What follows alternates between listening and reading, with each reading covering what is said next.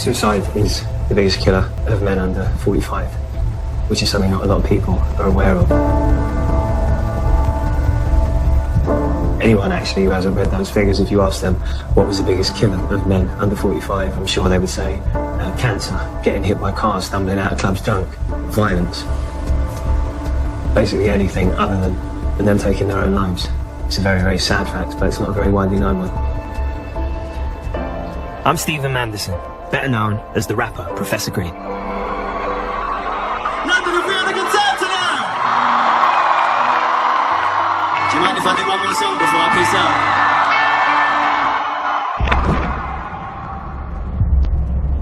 out? Like so many others in the UK, I have to live with a dark reality every day. 7 years ago, my dad Peter took his own life, aged just 43.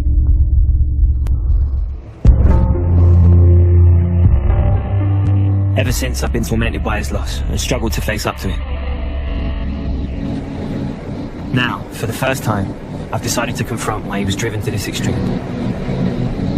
I hope getting some answers will shine a light on the scourge of male suicide in Britain and help me to move on to a new, happier chapter in my life. I'm not sure if it's possible to ever really come to terms with what my dad did. He's always going to be part of my life that's missing. But I do hope, through the people that we talk to, that I can learn a little bit more about perhaps what led to his suicide, and maybe it will give me some closure.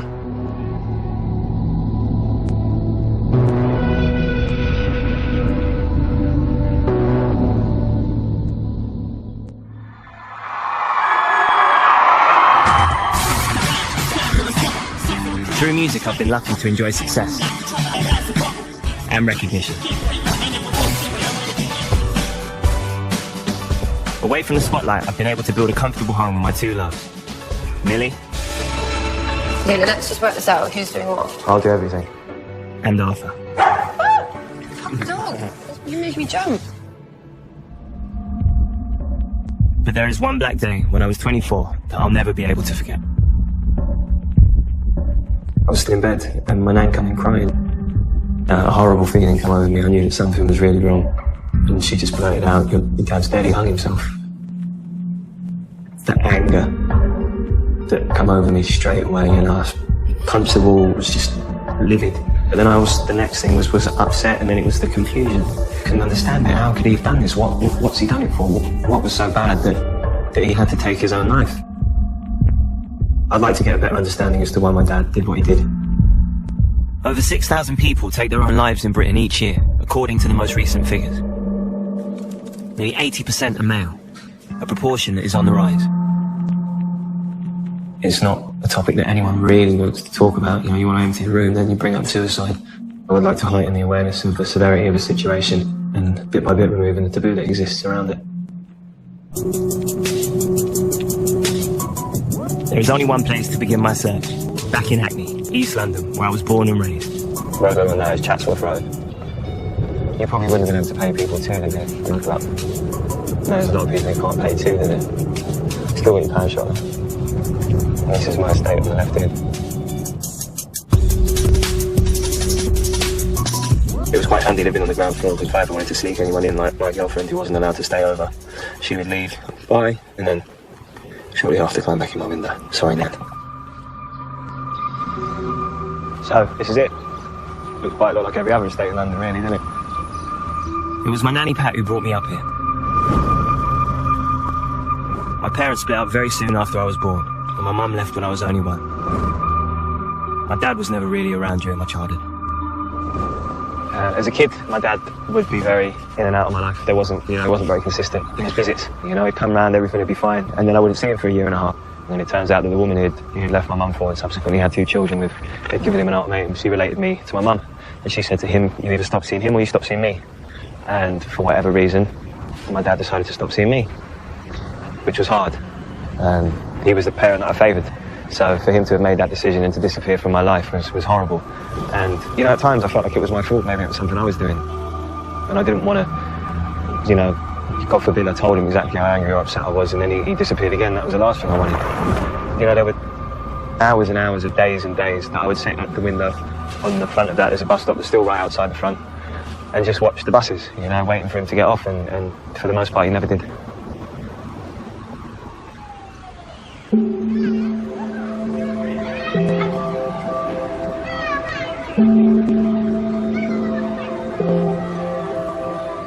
Hello, darling.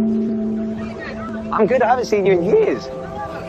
Dude, lovely to see you. Gosh. Oh. It's funny because I got a photo the other day. Your dad was in it. Holding my mum when she was newborn. And I thought, wow. Did you know? Well, you know what happened, didn't you? I know, it's sad.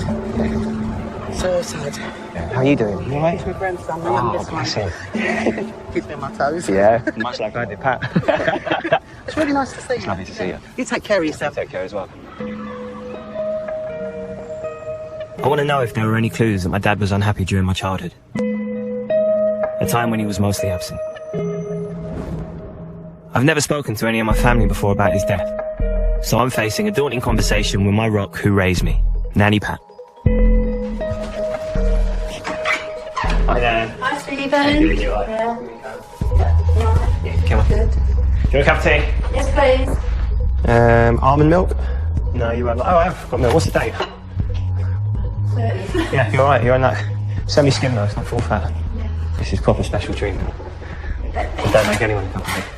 Though she calls it talking music, my nan has come to as many of my gigs as she can. I mean, at that last one, this young fellow came up to me and said, "Oh, are you Nanny Pat?" So I said, "Yeah." So I said, "Oh, will you sign this one?" And I thought that was absolutely stupid of him. But Did you sign I it had though? to sign Did it. you sign it Nanny Pat or did you sign it because Nanny Pat, but they always call me Nanny Green, don't they? Nanny Green, yeah. I want to hear my nan's memories of my dad during the period he got together with her daughter and when I was born. Yeah. Do you like your little dungarees, what you're wearing? I think they're back in fashion now as well. Pretty much anything from the 80s or 90s is. And that's a funny one. Yeah, records. Me with a record, him with a cigarette in his blooming mouth. So what was he like when you first met him?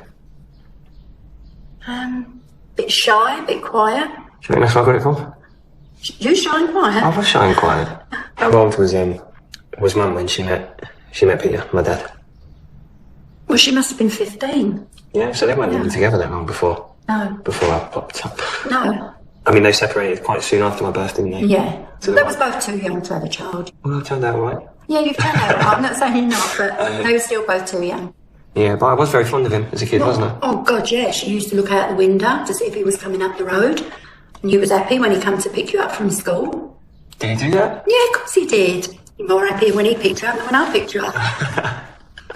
I was quite anxious as a child. I didn't know what anxiety Well, was. I think that was because people walked out on you and left you when you was little. I mean, Peter should have been more of a man where you was concerned. But, you know, I suppose there's very few ways in which you can look at anything that happened in a positive light, but it's taught me to be one, because I would never make the mistakes that he has. No. There's quite a theme between the carpet and the sofa in there. Yes, yes. You look happy. You do, yeah. Well, you was.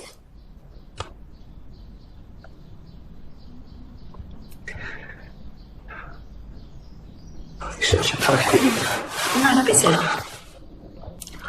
Not me, him. I'm entitled to cry. He's a fucking muppet. The thing is, it makes me happy. It makes me sad because he's not here. Well, he must have been suffering to do something like that. He must have been, but it also just, you know, even in the time that he was alive, there was very few moments that I remember. You know, I can look at these pictures, but You've got to remember, your dad loved you and he would have been so proud. Come on, come on.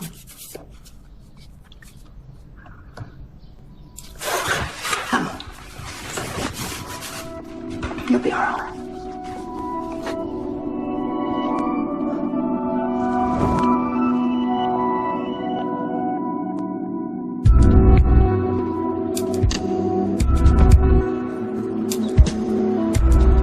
you know, going through the pictures, I never knew she had so many pictures of me and my dad. And obviously it brought a lot to the surface, but that night was, you know, I slept for 8 hours for the first time in ages. Probably because I was, you know, emotionally exhausted, but also because I felt like a weight had been lifted in some way.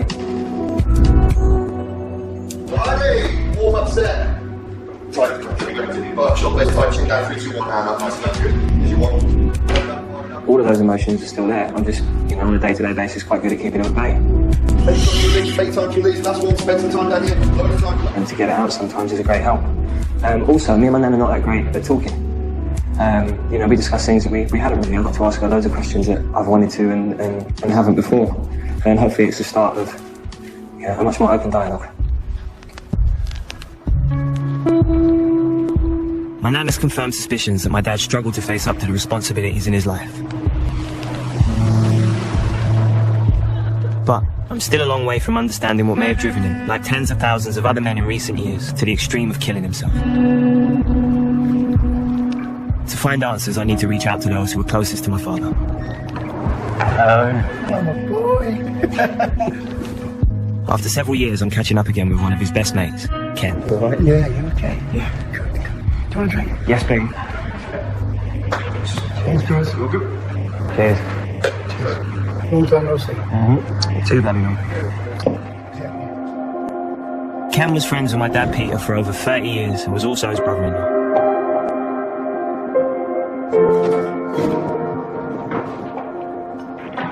Can you play as good as your dad? No, definitely not. But you'd be embarrassed. I mean, you got... Oh, yeah, I definitely didn't bring my own cue. Oh, well. Okay.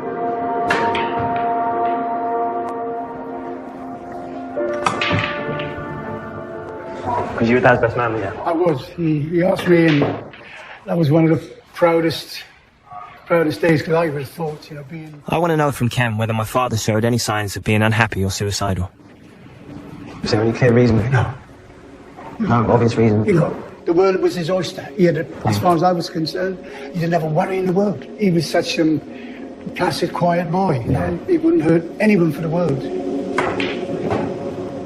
Was he quite open? Was he, when you spoke to him, was he quite open? Or? I didn't want to interfere and ask him about certain things. When we saw each other, it was a case of, right, let's go out and have a couple of beers and a couple of games and talk about football, about Spurs, obviously. And that's typical blokes, isn't it? Yeah, we keep a lot in. So he didn't ever talk about his own life? Well, that's why it was so hurtful and devastating what happened, what he did. It kills you. It does. You think, why? Why didn't you come to me? Why didn't you say this and why didn't you say that? Well, he must have been holding on to a lot. There's got to be something like that. The truth always hurts. You've got to come out with it. Because if you're carrying things around, it doesn't go away. I suppose the most obvious thing that came from the conversation with Ken was just that my dad didn't really disclose anything to him. He kept everything to himself, which is typical of a bloke's bloke, isn't it? Oh, look at him again. So not really talk about stuff much. You just got on with it.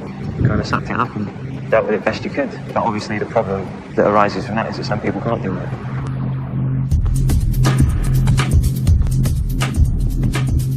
It seems my dad kept his demons hidden.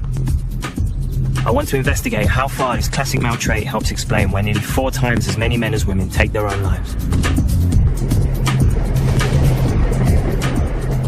So I'm off to meet a man who for years kept his darkest feelings secret and has twice nearly killed himself.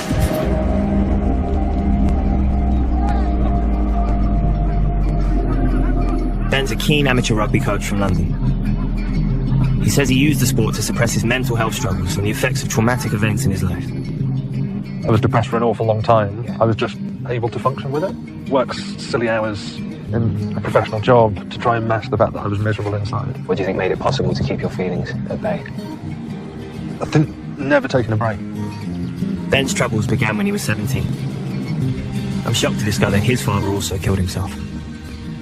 He took his own life unexpectedly. I remember being really upset for a couple of hours and then being like, well, what do I do now? I don't know how to grieve. Was there ever anyone that you spoke to about it? I talked about it with my friends, but only in a factual way. Like, my dad killed himself. Yeah. And I think it caught up with me in about 2 years ago. Right. And it was just sort of 9 years worth of carrying around this burden. Bottled up emotion. Yeah. I realised that I despised my job. My girlfriend at the time had broken up with me. I found a lump on one of my testicles, and I ended up going through my phone book, checking off people that I've not spoken to them in an age. If I'm dead, then it'd be better for them. Sort of just convincing myself that suicide was the best option. And I ended up swallowing pills and just shoveling them down my neck because I was like, I'm worthless, totally worthless. Just a sort of stain on life. You convinced yourself that you had no self-worth. And no one else had a worth in me. Ben's attempts to end his own life thankfully fail. But he still has to live with his demons. If I'm feeling really shit, I'll default to I'm going to kill myself. Do you think it's something that's always in the back of your mind going to be an option? Yeah, trying to accept that and know that if I am suicidal, it's okay. It's probably just going to pass. Yeah. And I've got coping mechanisms and strategies in People place. to reach out to. I've got a list of people who I call. I've got a little book that I carry around. Yeah. And it's got a letter in the back from me to me. Yeah. And a little sign saying, help me, I'm suicidal. Do you think as men, our inability to often voice our feelings is linked to the high rates of suicide? Definitely. Because if you can't talk about how you're feeling, eventually it just grinds you down. I mean, I managed the last 9 years and I've no idea how, looking back. I think if you reach your sort of mid-40s and you've never really talked about how you're feeling. It's an awful lot of weight to carry around. It's a big burden. Yeah. Talking to Ben gave me a bit of insight into what it's like to reach that proper crisis point where you really don't want to carry on anymore. Which also helps me to understand a little bit better what my dad might have been feeling like just before he took his own life. I'm happy for Ben. What he's done is the right thing. It's a positive. He's gone out and he's sought some help. But what his story also shows us is that if you suffer a series of traumatic blows and you combine that with not talking about your problems, it can trigger suicidal thoughts, which is a dangerous cocktail, and it afflicts men especially badly.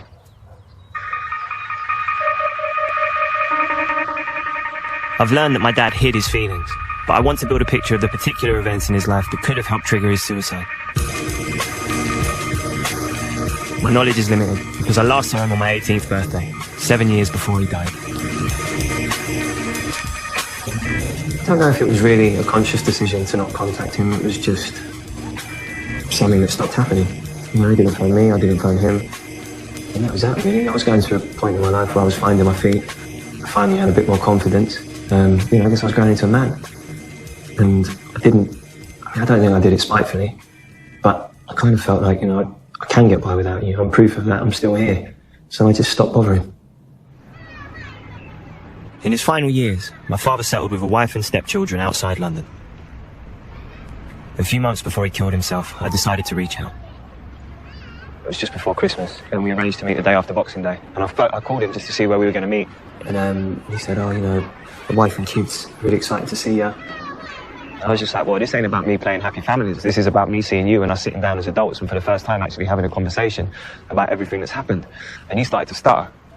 And I just lost my temper because I knew exactly what was coming. And I just told him to fuck off. I said, if I ever see you again, I'm going to knock you out.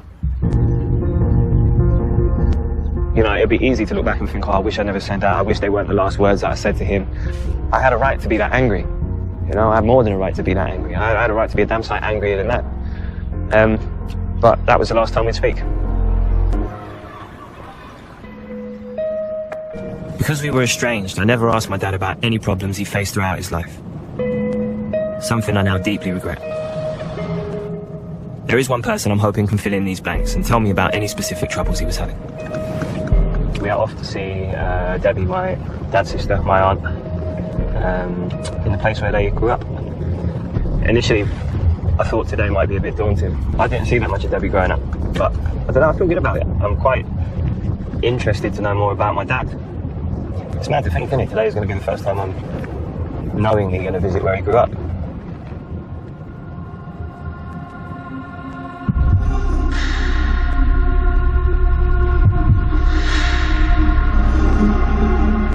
Hiya. You alright? Oh, good to see you. I'm alright, not bad. Debbie and my dad Peter were two of 6 siblings brought up on this estate in North London. It's just along here that we used to live at, 2-bedroom flat with 8 of us. Bloody hell. Mum left home. Well, that was when I was 6, so Pete was a baby, and he had to be taken into home and then had a bit of foster care. But I remember Dad standing in the kitchen with all of us saying, he's not going back. We were the only kids who only had one parent, so, there he was in the infants, I was in the juniors. We'd, pick each other up and come home. So as kids, were you all close, brothers and sisters? Was everyone close? Yeah. I think, obviously, Mum leaving home when she did, and we all really stuck together. But then him not having his mum there, that's always going to have some effect, Did you know that Peter was a twin? Your dad was a twin? No. Yeah, he was an identical twin that died at birth. No, Sorry, I darling. didn't even know. Yeah, he was going to beat Daryl Thomas. After revealing the adversity my father faced as a child, Debbie brings up his final years. And what happened to his brother David and sister Susan. 2 years before before he passed away. Well, do you know that David died? In the same way. David committed suicide in 2006. Can't get your head around it. But then Susan died in 2007. How did she pass? She hadn't been very well. In fact, Pete used to really watch over her a lot. She'd got a type of leukemia and was taken into hospital. And she fought so hard, that she died. Was he upset about? Obviously, he was upset. You know, he suffered a lot of loss. Was he depressed noticeably, or? I certainly know Susan was massive. You know, he wasn't good. Susan going was massive for him. Yeah. Really, really massive for him. I remember him saying to me afterwards, you know what, he said, that was the most beautiful funeral I've ever been to. And then I think we gave it to him, because you were there. Yeah, he went in on my shoulder.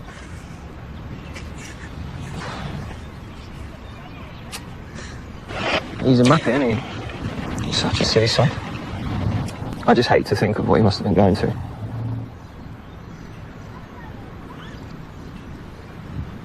He went out of the house with the full intention of trying to get some help. And we only found that out at the inquest. He'd been to the doctor and he was going to go to see Mind. And he went So out. he was. He went out of the house to go to see Mind. Yeah. And instead of turning left, he turned right. That's the only way I can describe it. It's really, really hard.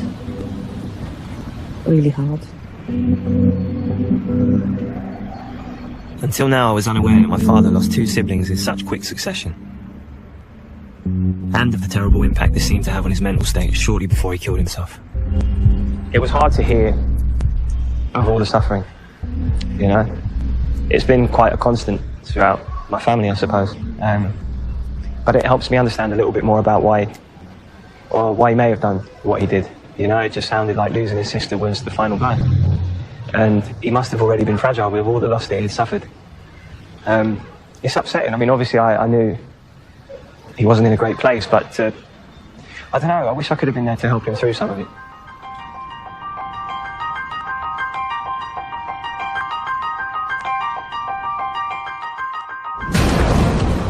Not being around for my dad has left me with a burning question.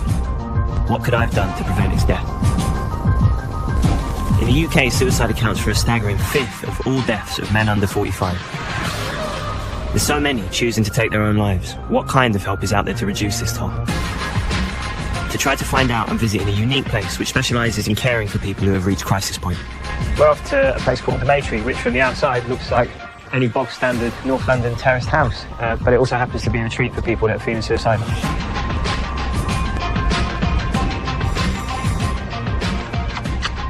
How are you doing? Stephen. Okay, nice to meet you. Come in.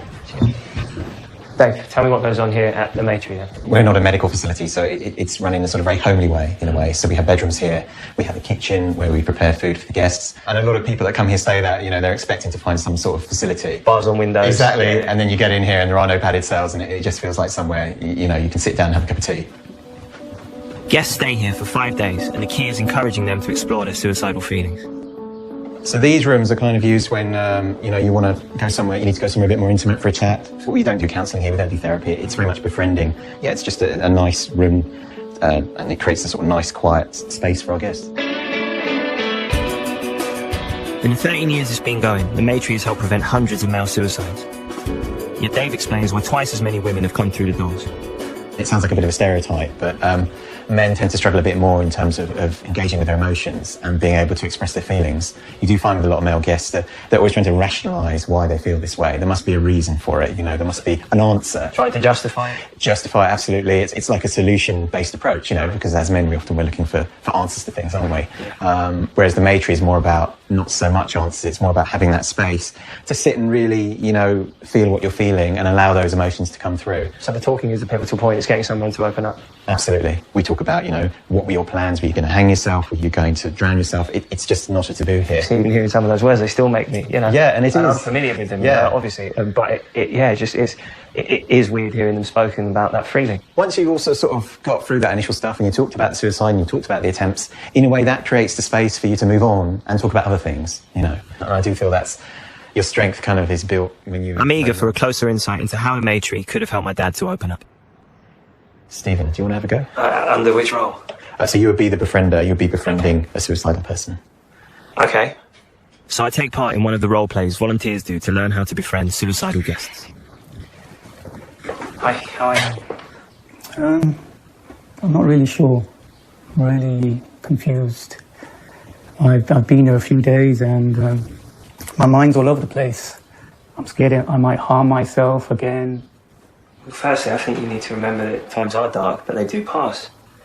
You know, and they may not pass forever, they may return, but the important thing that you have to learn to hold on to is that there is always change coming. I can think rationally, but I just don't feel alive. I just feel dead. I'm like a walking zombie. I don't want to be here. I just got to a stage where I just had enough. And suicide, killing myself was the only way. It's a surprisingly realistic and intense experience. What triggers your doubts, do you think? I'm just seeing a dark, bleak future. There's nothing good going on in my life. It's just I failed as a human. I'm not a happy person all the time. I'm smiling now because I'm sitting here with you. You know, I feel through our chats we've bonded. You know, so you're having a down moment now, but you still come and found me enough to speak to me. So deep down inside is a person that wants to live, not that wants to die. Okay. So I just wondered, Stephen, how was that hitting you? What did that feel like for you? I felt a hell of a lot of pressure to stay upbeat, because the last thing you want to do is show someone what it's actually making you feel like, which is frightening. That is the hard part of befriending. It's trying to sort of stop yourself from going too far down that route. Yeah. And actually just saying, okay, you are feeling very low. What's that about? And staying with it. You said, well, what triggered your depression? And that was such a good question, because it allowed him to continue to explore where he was feeling. I was quite hyper aware of everything that I was saying, not wanting to say something that could trigger something he might later do. And that's an incredible amount of pressure. But, you know, well done for having a go. Thank you. No. Thank you, Ross. Thank you.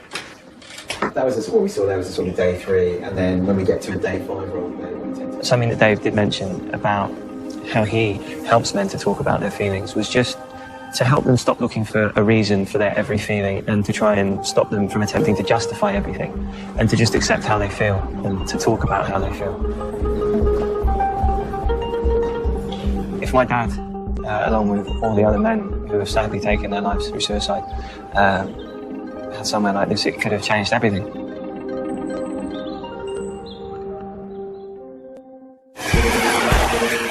I've discovered lots about the various traumas my dad had to suffer in his life, and that he seemingly kept these to himself.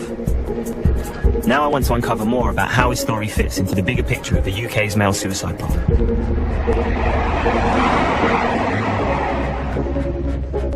So I'm off to Glasgow University to meet one of the most renowned experts in the field. Hello. Psychologist, Professor Rory O'Connor. A real professor. Well, I don't know about that. Slightly more questionable credentials. Found out that my dad suffered early abandonment, and also later on in life he lost one of his 3 remaining sisters. Shortly before he took his own life, he was exposed to suicide. How common are those factors in people that later make attempts on their own life? Each of those factors, sadly, is too common. But what your sort of story highlights is how it's never or very rarely a single factor, but it's this complex set of factors which come together. And sadly, for too many men and your dad, that sort of perfect storm of factors came together, which leads to suicide in far too many men in our country. Rory also reveals that my dad's generation has been especially afflicted by this issue. In the 1990s, the person who's most likely to kill themselves was a young man. And what's really stark has been now, 20 years later, people who are much more likely to kill themselves now are people in their 40s and 50s. Essentially, they'll be men of the same generation. Absolutely. Men of that generation being described as the buffer generation. That when they look ahead to their fathers had to sort of stiff upper lip perhaps. And then when they look behind to their kids growing up behind them, their kids are much more comfortable with talking about their emotions or seeking help, and they're sort of caught in the middle, not knowing what to do.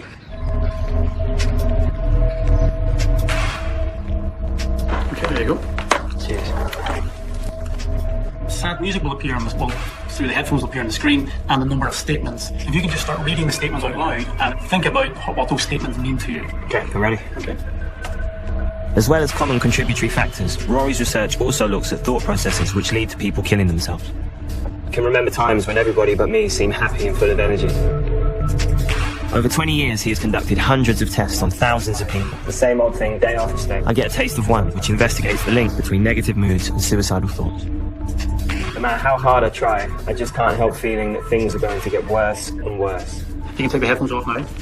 What we're trying to do with this is look at how how even small changes in mood in people who are already vulnerable can change the way you think. Because ultimately, somebody makes a decision to take their own life when their thoughts, combining with a whole range of other factors, change in such a way that they see no alternatives. They see themselves trapped. Most of Rory's research points to one likelihood about my dad's mental state, just before he died. Suicide, I just think entrapment is so fundamental. Sadly, in suicide notes from people who have attempted suicide, they often talk about this sense that I just don't know what else to do, and they just feel trapped and they can't do anything else, and so it's fundamental. Initially, when I found out that my father had taken his own life, I went through a whole spectrum of emotions, and something that I did think initially was how selfish his behaviour was. Yeah, it's an understandable reaction, but I suppose from my point of view as a researcher, I think all the evidence points to the fact that it's not a selfish act. And if we think about the notion of entrapment, from the point of view of the individual, they're just overwhelmed with pain, that they can see no alternative, and indeed, they often think the complete opposite. They think they're a burden on loved ones and family members, and if they kill themselves, they're relieving their family of a burden.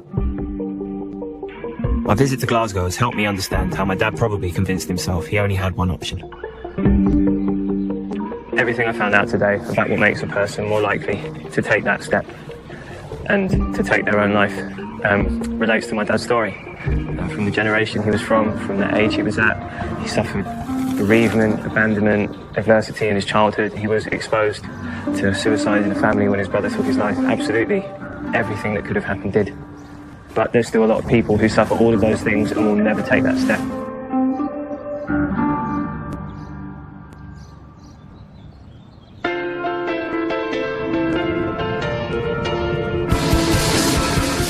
I set out to confront why my dad killed himself, to highlight the scale of the male suicide scourge in the UK. But I also did this to learn to cope better. Up until now, music has been my way of trying to process the grief. Sometimes the right things, it makes sense of things that I don't understand. I mentioned my dad's suicide in a few songs, but in every instance it's been slightly different. A couple of times I kind of expressed where it left me and the kind of situation I was in and what I was going through. First my great night, now I gotta put my dad in the dirt. Back in the earth, obviously could have patched it out first. I was so angry though, I just couldn't handle the hurt. Now you're in the back of the earth, it hurts more than it ever did. I guess the most known song would be Be Real About It. You don't go into the studio thinking about the response you're going to get from people, really. You go in the studio and all that's in your mind is what you want to say and how you're going to get it out, and trying to put it together in the best way you can. And when the song came out, what shocked me was just the replies I was getting from people on Twitter and stuff like that, just talking about how the song helped them, and a lot of people who have suffered abandonment or loss, and it really connected. Sound is vibration, and I think when words have conviction and they're meant by the person that's saying them, I think that really carries through the song, and you can really feel that.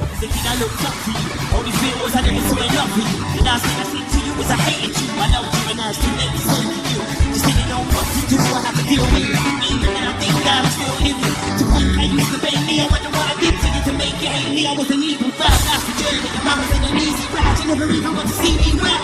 I just wish you would've reached out, I wish you would've been there when I've been down. I wish that you could see me now, wherever you are, I'll really be off without. But know that if I ever have kids, I like you, I'll never let them be without you.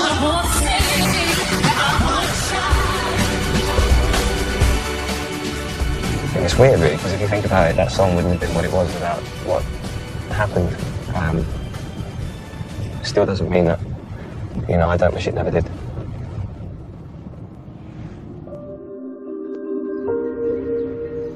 I'm just one of hundreds of thousands of people in Britain living with the effects of suicide. It's the stigma that surrounds it that makes the pain all the tougher to deal with. To investigate why suicide still remains such a taboo, I need to speak to others who have overcome this. We go in the park? Should we go in the park then? Yeah. Come on then. Giancarlo and Carlo Galliani from North London lost their brother and son in 2012.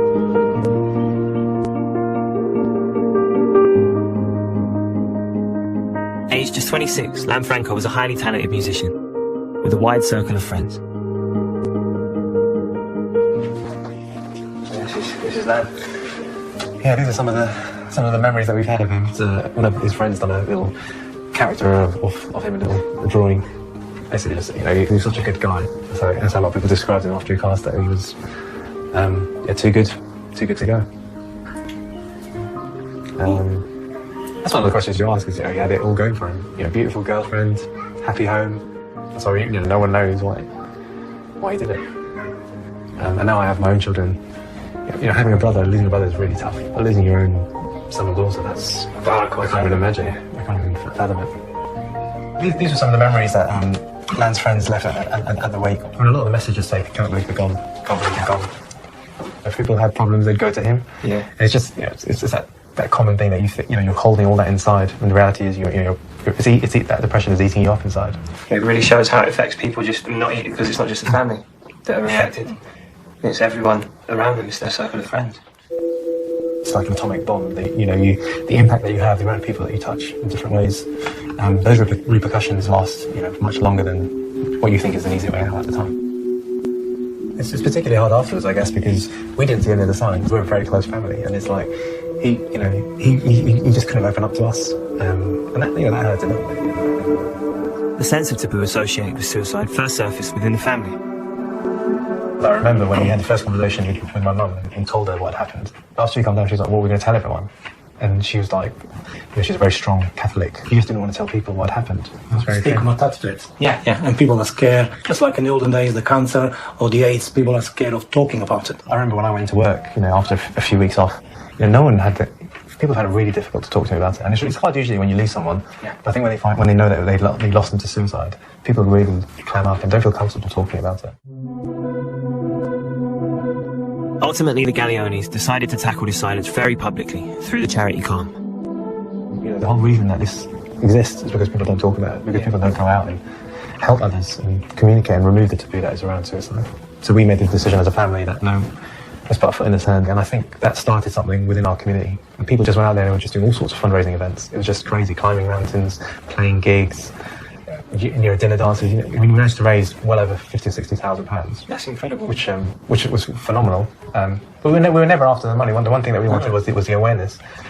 Yeah, we're here today and we're comfortable talking about it and trying to help spread the word more. It's getting worse. Yeah. So it's uplifting to see Lan's family changing attitudes, but at the same time rebuilding their lives. What's helping me to move on is having conversations I've never had before with my own family. My father Peter killed himself 2 years after his brother David did the same. My Aunt Debbie has invited me over to talk with my cousin Anne for the first time about how they have coped with the devastation. Hello, you alright? Oh, excellent. Come on in. Both Debbie and Ellen were especially close to my dad. Oh, he adored you. He really adored you. Yeah.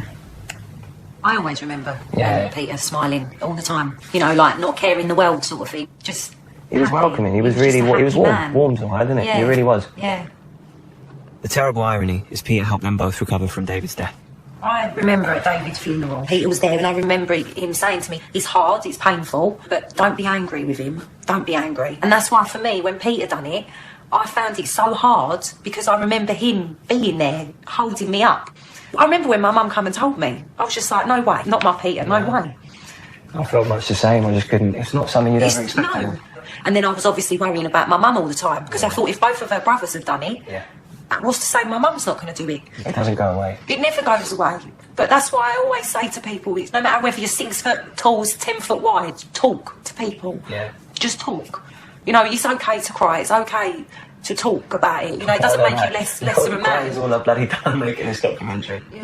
We were in pain, but we had each other and we're in pain together. Yeah. You must have been just so isolated with it.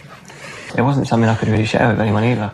Well, that's why I had to get the help that I got, and I got a lot of help. It was a real major thing for me to do it. When I actually... Because you're admitting to it, and that's a big problem. People don't want to admit to the issues or the problems that they have. I think it took me, it must have been at least 6 months or 8 months of probably just, staying under the duvet, feeling dreadful. When I finally took the step and went to that counselling service, well, she came to my house every week for 18 months. And that's one of the things that I have worked hard on, that if you get a day where you feel crap, allow yourself to feel crap. Yeah.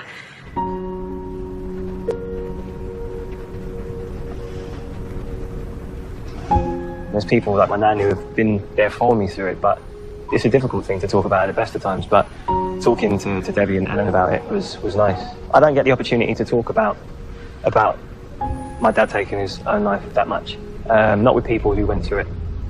I didn't really realise that until Debbie brought it up, and it's true. I have kind of suffered it on my own.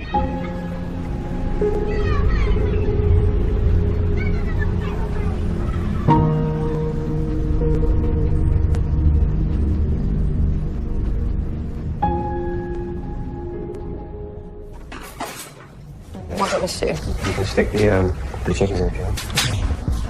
Let me try something. I'll maintain your modesty. Oh, maybe it's really heavy. Timer on? I've been married to Millie for 2 years, but have always kept what happened to my dad out of our relationship. So you come back, some days have been feeling really, really low, and other days have been really positive. Yeah, finding out some of my dad's history and stuff was hard, because he suffered a lot in his life. But you've connected with your family? Yeah. I can't wait for you to meet him. The last time I saw him, actually, up until recently, was my dad's funeral. And I suppose I'd run away from most things to do with my dad. I just felt like I needed to focus on myself and to keep going over what he did. It just didn't seem conducive to me progressing. I didn't want to pry, obviously it's a very delicate subject. I want to make sure that you talk about stuff. Yeah, I think it's important. You know, we're married. I suppose the next step is having kids, and I really don't want to pass on. You're a great dad. I hope so, but I don't, you know what I mean? I don't want to still have my own problems. You know, I want to be there to support them through theirs. I would like to deal with things better than I have done so far. Exploring this chapter in my family history has thrown up one especially alarming anxiety. The reality that being exposed to suicide can make you more vulnerable to it. Perhaps the most important lesson I've learned is to share emotions, not suppress them. So I'm taking the big step of visiting a psychotherapist. You let me know if I'm probing too much or if I'm going into an area that you're uncomfortable with. Do you know what? Dr. Aaron Ballack. I'm not going to take my own life, but is there any way of knowing that something's not going to happen, that's not going to trigger something, especially when, you know, it can run in families? Well, that's also if you've been exposed to it, so frightening. You know, I'm married now, and the next logical step would probably be children. I don't want to pass this on to them. I'm aware of, you know, how much of what your parents go through you take on, because I'm a product of my dad. Yeah. I really don't want to pass it on. We're having a conversation about it. You're confronting the pain about it. And that's different. It's a really important difference between you and him. That means you are not condemned, in a sense, to the same path that you're worried about. You really miss him, don't you? Yeah.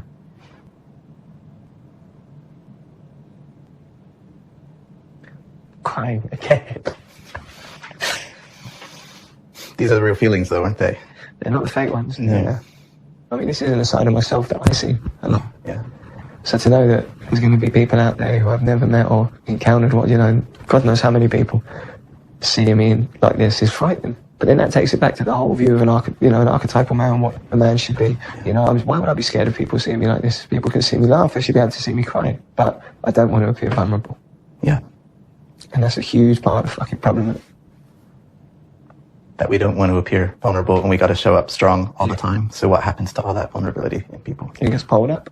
I know it hurts, but does it also feel like a relief when it comes out, or does it make it feel worse? I've had better night's sleep after so many days. Yeah? We've been filming this, yeah. You've had a better night's sleep. So you really do get something out of your system. Yeah. Yeah. And it's made me take a long, hard look at myself. And I guess what has come from it is recognising how important it is for me to make seeing somebody for help a regular part of my life, as opposed to just waiting for it to get really bad before I dive into those feelings, when it's much harder to, because it's much more raw and it's much more painful. You're in a position of having stuck your head in some pretty dark spaces and having to kind of carry that.